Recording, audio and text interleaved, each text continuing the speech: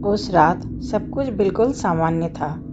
घर में सन्नाटा था, घड़ी की सुइयां चल रही थी और समय था रात के ठीक 3 बजे।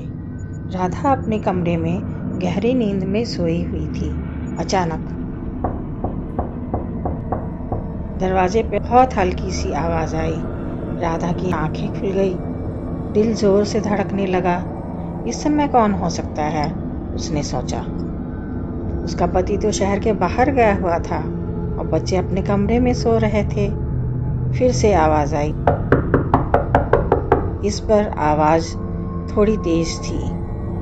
राधा उठी, चुपचाप दरवाजे तक गई। दरवाजे के पास एक छोटा सा शीशा लगा था। उसने शीशे से बाहर देखने की कोशिश की, लेकिन बाहर कोई नहीं था, सिर्फ अंधेरा ही अंधेरा। राधा ने राहत की सांस ली। शायद हवा होगी, उसने खुद से कहा। जैसे ही वह पलटी, धड़ाम, दरवाजे पर जोर से मुक्का मारा गया। अब राधा डर गई। बाहर से एक औरत की आवाज आई, दरवाजा खोलो। आवाज बहुत धीमी थी, जैसे कोई रो रहा हो। राधा ने पूछा, कौन? बाहर से आवाज आया, मैं पड़ोस की सीमा हूँ, मेरे साथ बहुत बुरा हुआ है। राधा को अजीब लगा। सीमा तो 2 साल पहले ही इस घर से चली गई थी। राधा का शरीर ठंडा पड़ गया। उसने डरते हुए कहा, अब सुबह आइएगा, अभी बहुत रात है।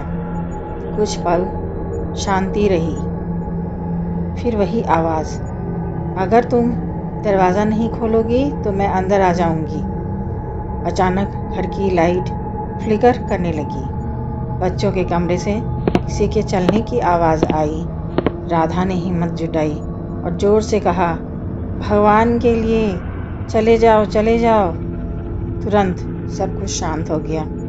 कोई आवाज नहीं थी, कोई साया नहीं। सुबह जब राधा ने पड़ोसियों से पूछा तो सब हैरान रह गए।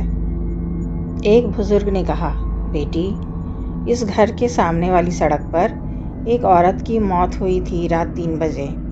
राधा समझ गई, जो दरवाजे पे थी वह सीमा नहीं थी। उस रात के बाद राधा ने कभी भी अपने घर का दरवाजा नहीं खोला और आज भी उस घर के बाहर रात 3 बजे